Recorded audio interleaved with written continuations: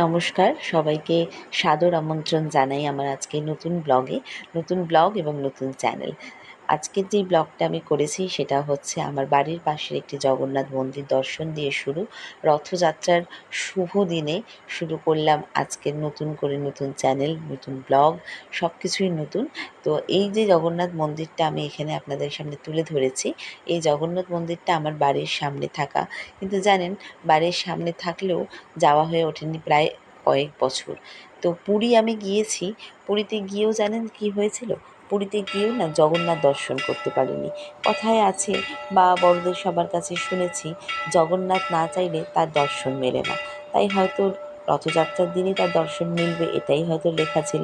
তো যাই হোক, আমাদের এই মন্দিরে আমি যখন যাই, এর প্রাকৃতিক দৃশ্য, সুন্দর মন্দির, পরিকাঠামো, তাদের প্রত্যেকের এখানে যারা কর্মরত রয়েছেন তাদের ব্যবহার, অমায়িক পরিবেশ, অমায়িক সবার ব্যবহার।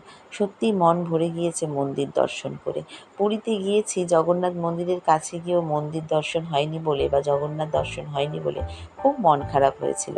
তো এই যে বাড়ির পাশে যে মন্দিরটা দেখছেন, মন্দিরটি এত সুন্দর, তার পরিবেশ এবং চারিদিকে যেই মানুষের বা ভিড় এখানে দেখছেন, এটা আমাদের রথযাত্রা বলে ভিড় নয়।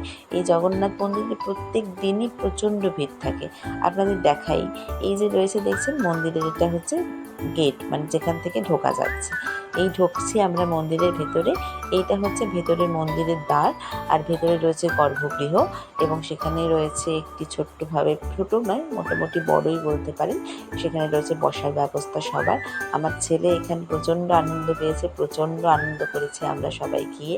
এখানে কুপন পাওয়া যায়, আপনারা যদি সঠিক সময়ে এখানে যান, কুপন নিয়ে এখানে প্রসাদ আপনারা গ্রহণ করতে পারেন। তো আজ এখানে রথযাত্রার দিনে প্রচুর বাচ্চারা এখানে রয়েছিল, যাদের অন্নপ্রাশন মানে মুখে ভাতটা মন্দিরে জগন্নাথের প্রসাদ দিয়ে অনেকে করে। তো সেই মন্দিরেই অনেক বাচ্চা দেখলাম আমরা গিয়ে, তাদের অন্নপ্রাশন চলছে। তো এই যে দেখুন অন্নপ্রাশন চলছে, ছোট্ট একটি বাচ্চা, সে ভীষণ খুশি। এখানে তারা সে যা যা খাওয়ার খেয়েছে, সে যা কতটা খেয়েছে সেটা সব থেকে বড় কথা নয়, কিন্তু বাচ্চারা এখানে এসে প্রচণ্ড মজা করতে পেরেছে। প্রচণ্ড মজার জায়গা এখানে। বাচ্চারা বিকেল 4টে 4:30 থেকে এখানে ভগবদ্গীতা পাঠ হয়। ভগবদ্গীতা যখন পাঠ হয়, প্রচুর বাচ্চারা এখানে খেলাধুলো করে। সামনে প্রচুর বড় জায়গা রয়েছে। ভিডিওর প্রথমেই আপনাদের দেখিয়েছি, এখানে দেখার মতন সুন্দর একটি কাঁঠাল গাছ রয়েছে, যেখানে প্রচুর কাঁঠাল রয়েছে। এই যে বাচ্চাটা দেখছেন, এই বাচ্চাটা সব অনেকগুলো বাচ্চা, মানে 4-5টা বাচ্চা এখানে এসেছিল। প্রত্যেকেরই এখানে মুখে ভাত চলছে। এটা হচ্ছে ভাড়ার ঘর। এটা হচ্ছে পেছন দিকটা আমি দেখাচ্ছি মন্দিরের। মন্দিরটি বিশাল বড়।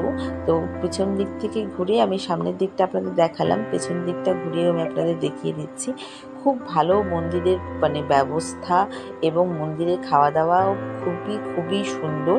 আপনারা যদি কেউ এখানে আসতে চান, এটা কোথায় রয়েছে আমি অবশ্যই আপনাদেরকে জানিয়ে দেব।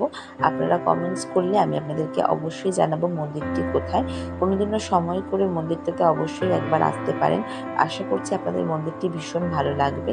এবার মন্দির থেকে বাড়ি চলে এসি। বাড়িতে এসে এটা হচ্ছে আমার ছেলে রথ চালানোর জন্য রথটা আমরা কিনে নিয়ে এসেছিলাম।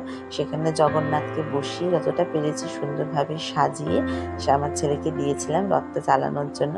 সে রথ চালাচ্ছে প্রথমবার, কারণ তার এতদিনে রথ চালানো কখনো হয়ে ওঠেনি, বিভিন্ন কারণেও বলতে পারেন হয়ে ওঠেনি। রথ চালিয়ে সে ভীষণ মজা পেয়েছে। তো আমরা রথ নিয়ে অনেকটা রাস্তায় যাতায়াত করেছিলাম, সেই ভিডিওটা আর এখানে দেখানো হয়নি।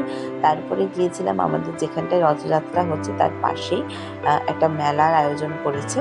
তো এখানে বিশাল বড় মেলা হয়েছে।